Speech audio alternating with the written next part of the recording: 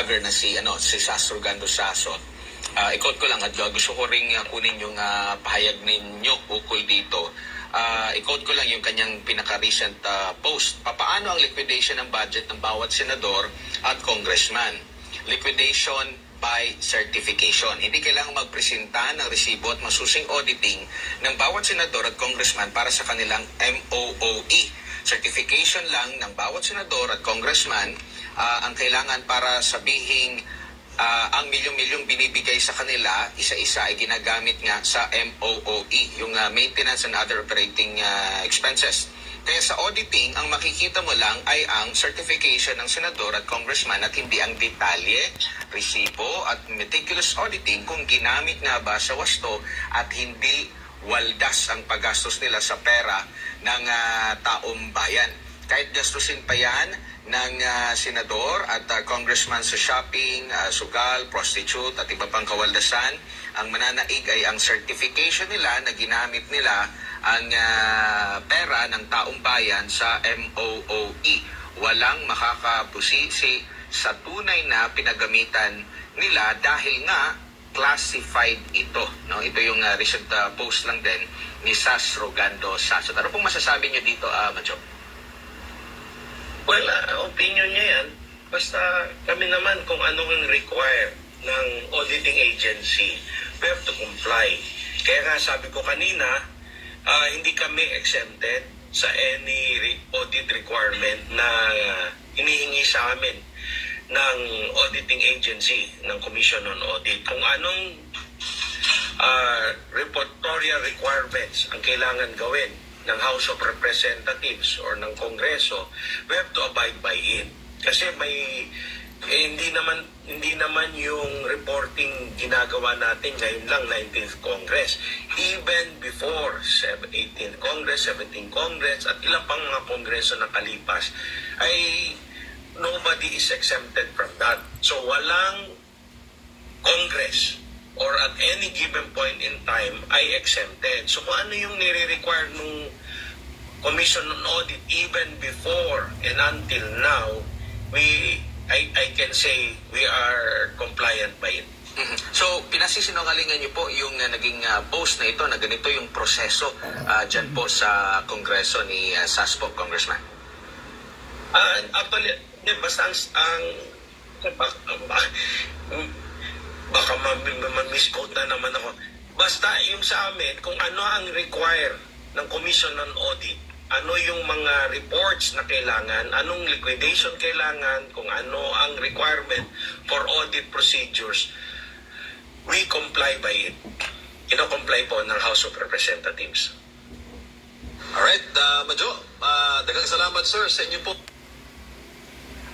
Okay, handa na ba kayo sa rebuttal natin kay House Majority Leader Dalipe? Point by point tayo. Point by point. Okay.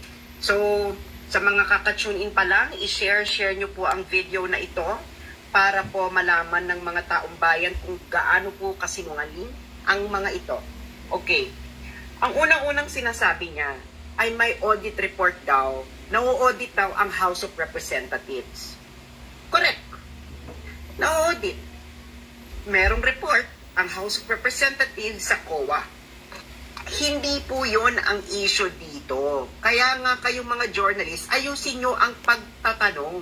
Ang dapat tanong is, may COA audit report ba ang bawat isang congressman at senador? Dahil nga wala. Ngayon, ang sinabi niya, wala daw exempted. Kung walang exempted, edi dapat makikita natin sa COA website na ang COA audit individual COA audit report ng bawat isang senador at congressman. Okay. Ngayon, madalas niyang sinasabi nito ni House Majority Leader, no?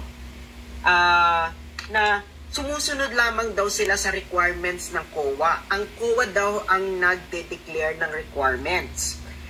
Sumusunod lang daw sila kung anong required paperworks and the like. So, ibig sabihin, hindi sila yung may nagde-determine ng kanilang proseso. Okay? Ito yung sinabi ni, i-rewind nyo, yan ang sinabi ni Congressman Dalipe. Okay? Ngayon, si Admar, ni-raise niya yung post ko about legalized corruption. Okay? Mamaya, pagkatapos ito, panoorin, basahin nyo yung expose ko na binanggit ni Admar. Makikita niyo yung link sa description ng live na ito. Sabi niya, opinion ko lang daw na liquidation by certification ang kailangan lang para masabi ng isang senador at congressman na ang milyong-milyong ibinibigay sa kanya para sa kanyang MOOE kada taon ay ginamit nga sa MOOE. Opinion ko lang daw. Kita nyo na kung gaano kasinungaling ang mga congressman na ito. Okay? Opinion ko lamang daw. So, ibig sabihin, paano opinion? Kung ang basihan ko ng sinabi ko, majority leader, ang concurrent resolution number 10 ng Kongreso. Okay? Papakita ko sa inyo ulit. Ay, 15th Congress, concurrent resolution number 10,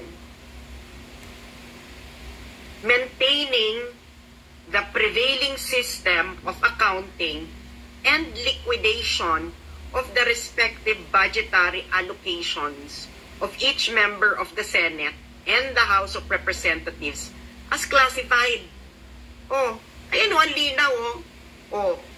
Ito, matagal na pala, okay? The Commission on Audit has consistently allowed the current system of liquidation by way of certification duly signed by each senator and member of the House of Representatives that such amounts allocated to each member of Congress as part of their maintenance and other operating expenses were utilized or expended in the performance of their legislative function. Liquidation by way of certification. Binasa itong ng Senado at ng Kongreso, Senado August 2011, Kongreso 2012. At uulitin ko mga kababayan, hindi lang ito 2011 nangyayari. Kaya nga ang title is i-maintain ang system ng accounting at liquidation. Okay? Respective budgetary allocations of each member of the Senate and the House of Representatives classified. Ibig sabihin,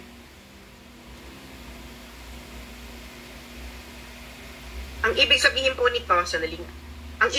po nito, matagal na itong kalakaran na ito, liquidation by certification. Anong pinagkaiba? Ang liquidation yung tinanong ni Atmar, na liquidation by certification, hindi sinagot to ni Congressman. Kasi nga, paano niya papasinungalingan ito? Ito yung nasa resolusyon ng Kongreso at Senado. At yaan ang practice talaga. So, siraulo ka, majority leader, na sinasabi mo, opinion lang ito, base ito sa current resolution number 10.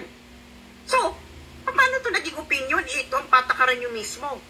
Hindi mo po pwedeng sabihin sa amin, House Majority Leader, na sumusunod lamang kayo sa gusto ng COA.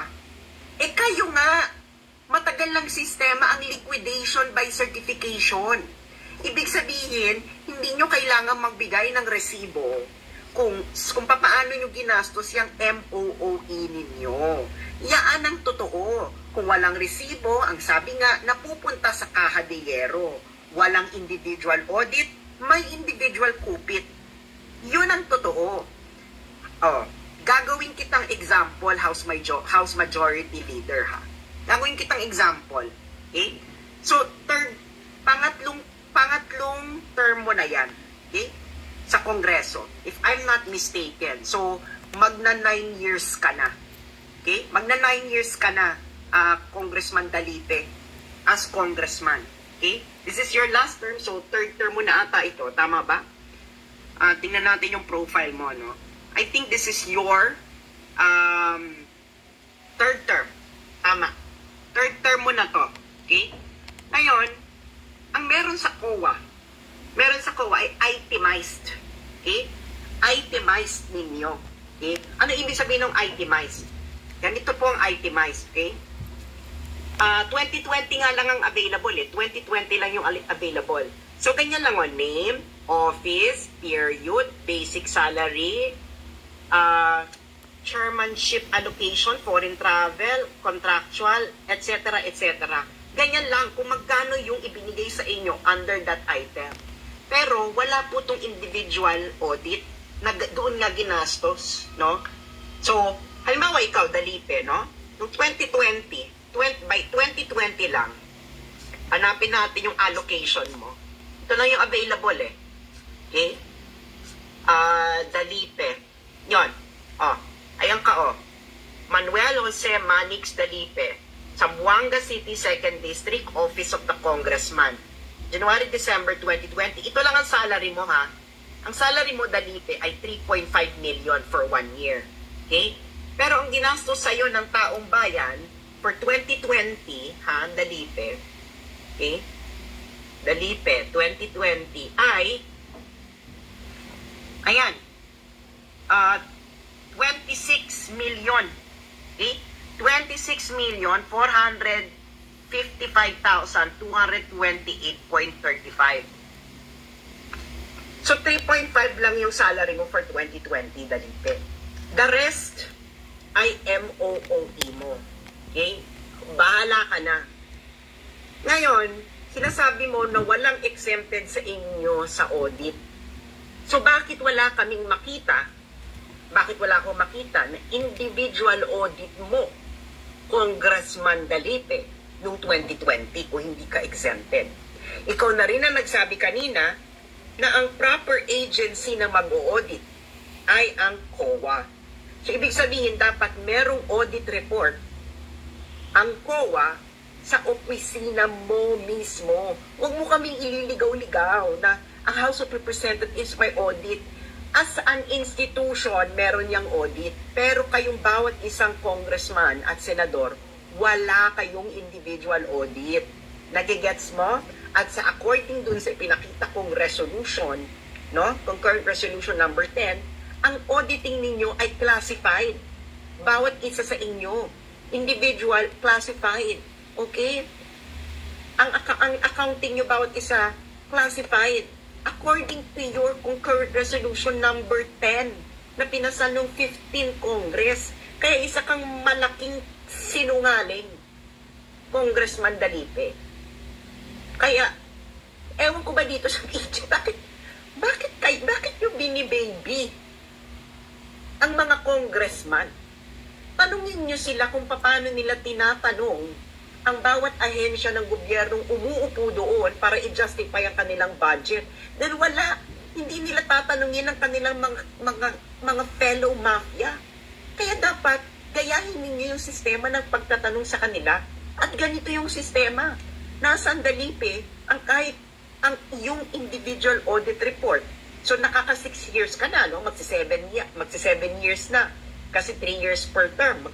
Magti 3 terms ka na. So, sabihin na natin ang MOOE mo, Dalipe, sa isang taon ay 20 million. Sabihin na natin na 20 million. So, nakakailang years ka na? Sabihin natin kahit magsi 7 years ka na. Magsi 7 years ka na, Congressman Dalipe. Ang MOOE mo for 7 years ay aabot kulang-kulang ng 140 million. So, pag umabot pa yan, pag umabot pa yan 2025, malamang ang MOOE mo, aabot ito ng mga 180 million. Okay? MOOE mo yan. At ang kailangan mo lang sa MOOE mo ay liquidation by certification. Hindi mo sinabi doon sa tanong sa'yo ni Admar kung mali ang sinabi ko na liquidation by certification lang ang iyong MOOE. Nautal ka nga Kasi yun ang totoo. Yun ang totoo dahil yun ang proseso ng Kongreso at Senado sa napakahabang panahon. Hindi ka pa nagiging congressman, Congressman Dalipe, yan na ang sistema. So, wag nyo kaming papasiklaban ng audit report ng buong House of Representatives dahil ang mga individual expenses ninyo, kayong mga congressman, ay classified at liquidation by certification lang ang sinasubmit ninyo.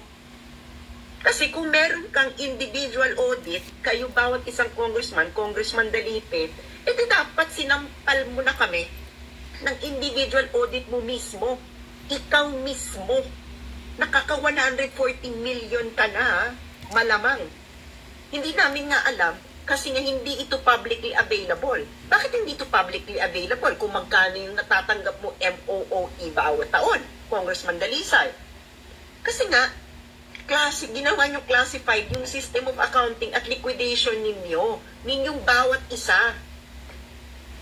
Yun ang issue. Kahit isa sa inyo dyan sa Kongreso at Senado ay walang makakasubmit sa amin na kayo ay na-individually audit ng COA. So, bakit wala kang individual audit ng COA, Congressman Dalisay?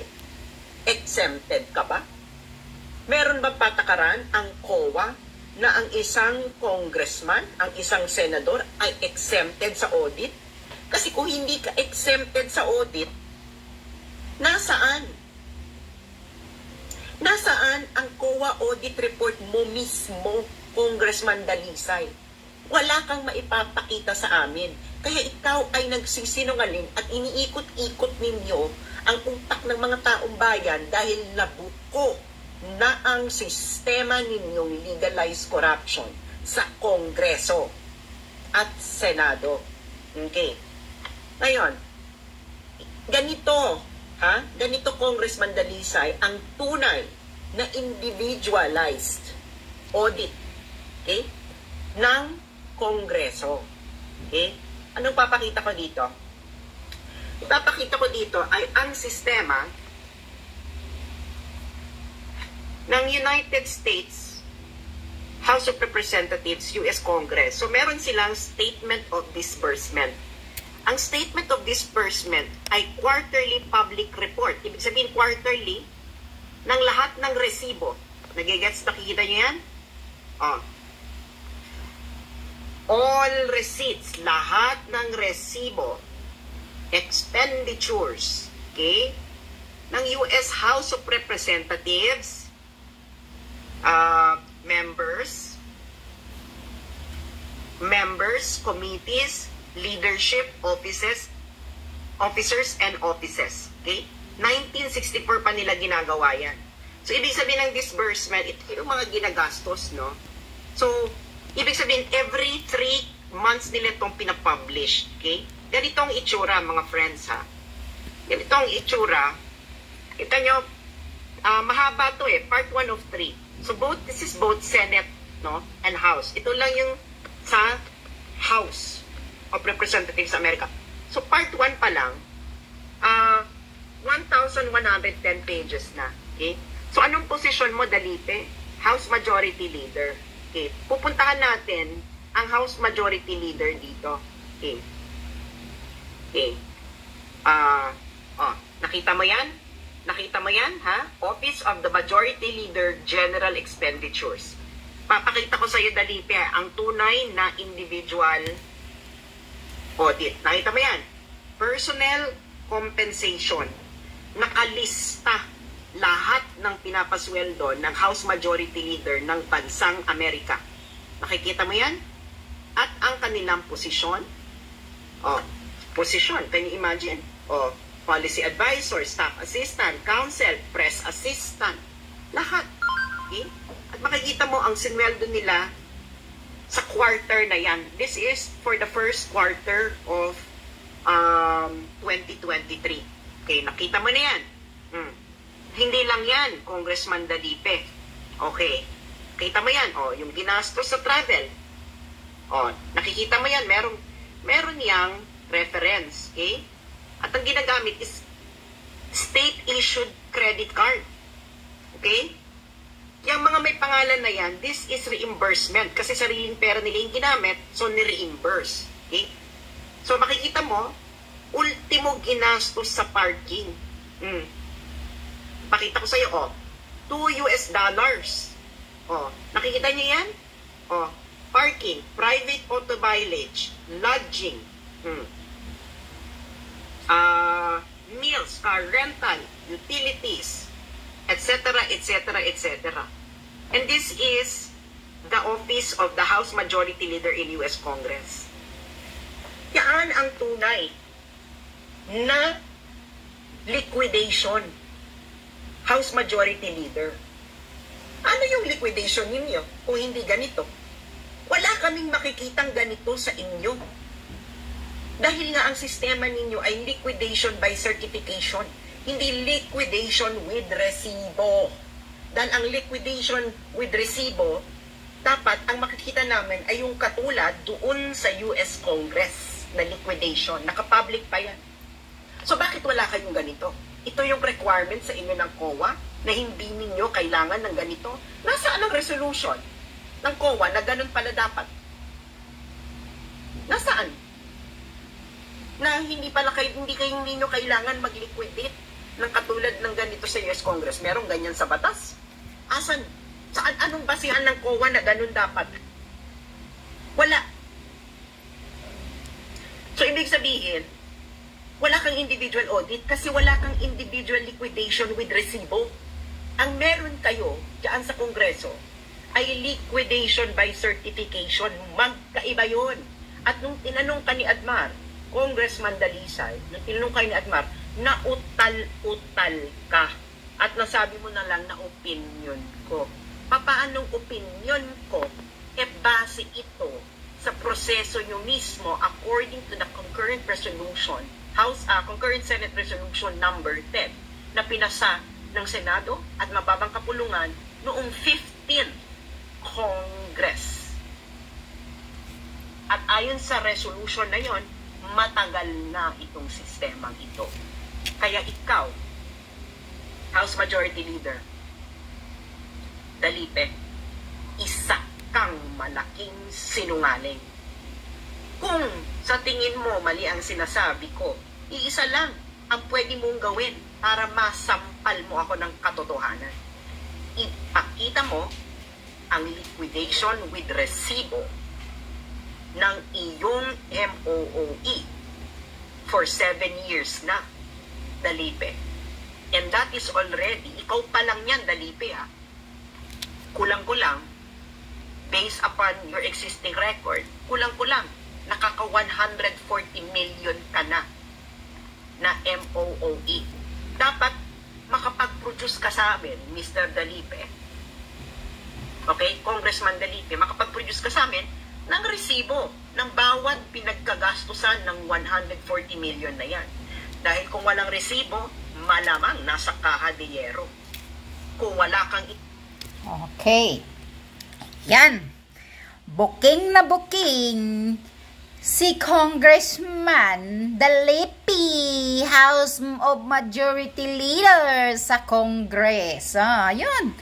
Tama yung pinagsasabi ni SAS.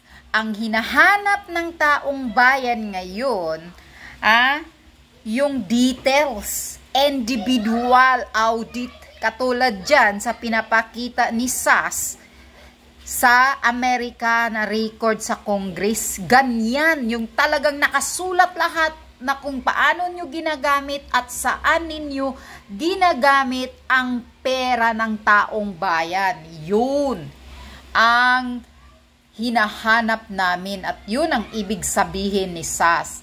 Kaya nga, na-booking ka, House Majority Leader Dalipe, o sino ka, Dalipe. Naotal-otal ka. Kasi sabi pa ni SAS, isa kang sinungaling. Nga. Yun. Madali nyo lang kasing pasinungalingan, paikot-ikutin nyo, depende sa ano ng kuha. Huwag ka na ngang magsalita. Booking na kayo. Kaya sabi ni SAS, o sige, ipakita mo. Yung sinasabi ng ano ng kuha. Kung gusto makapag-ano kayo, sus, ganito pala ninyo niluluko sa ilang dekada ang mga mamamayang Pilipino. Grabing panlulukos sa mga taong bayan. Kaya kayo, mga syunga bills dyan, pakinggan nyo to at magising kayo sa katotohanan na ganito tayo niluloko ng mga congressman at senador. Sinungaling ka daw, House Majority Leader Galepe. Siraulo ka daw, sabi ni Sas. Nga ka, utal-utal ka. Sus, halatang walang maisagot